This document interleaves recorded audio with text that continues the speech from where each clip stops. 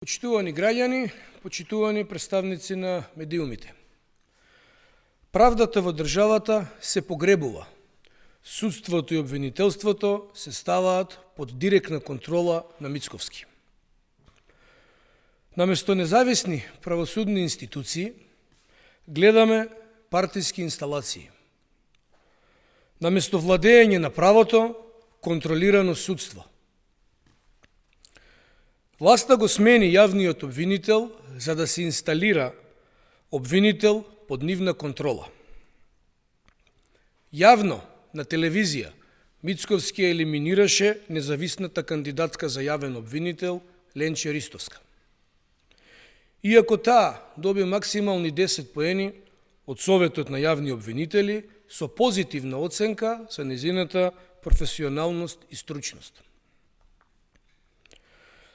Граѓаните паметат дека таа беше јавно навредувана од Мицковски, нарекувана медиокритет. Мицковски сам одлучува, си бира по свое, сака јавен обвинител под негова целосна контрола. Сопруга на градоначалник на ДПМН назначија за член на судскиот совет, а советник на Мицковски за уставен судија. Портпаролката на владата ги знае судските одлуки за процеси кои се уште не се завршени, а Мицковски од собраниска говорница им дели задачи на обвинителите, им кажува што и како треба да работат. Водат кампања против предметите на СЈО за дискредитација на пресудите во обид да се избрише одговорноста за нивните функционери. Затоа нема никаква реакција на криминалните тендери и скандали на власта кои ги објавува антикорупцијскиот тим на СДСМ.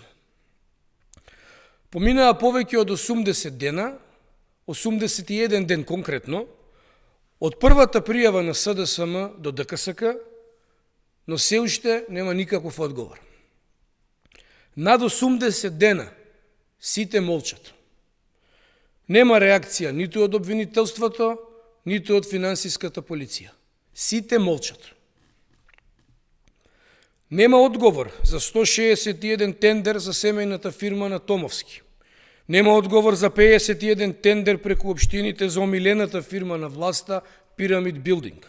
Нема одговор за 74 тендери на Ленди Груп, за 9 милиони евра за фирма со само 2 вработени, за тендерот одеден за прика 2 милиони евра за советник од Знам во пошта.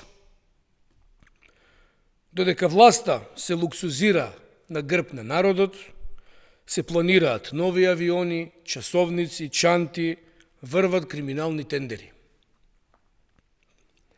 Нема пари за поголеми плати, нема пари за земјоделците, нема пари за лекови за болните. Така изгледа политиката на ДПМН, така изгледа големиот патриотизам. Исто како во времето на Никола Груевски, на кого очигледно му подготвуваат враќање во Македонија. Единствениот булинг на македонскиот народ го прави ДПМН и Мицковски. Ви благодарам.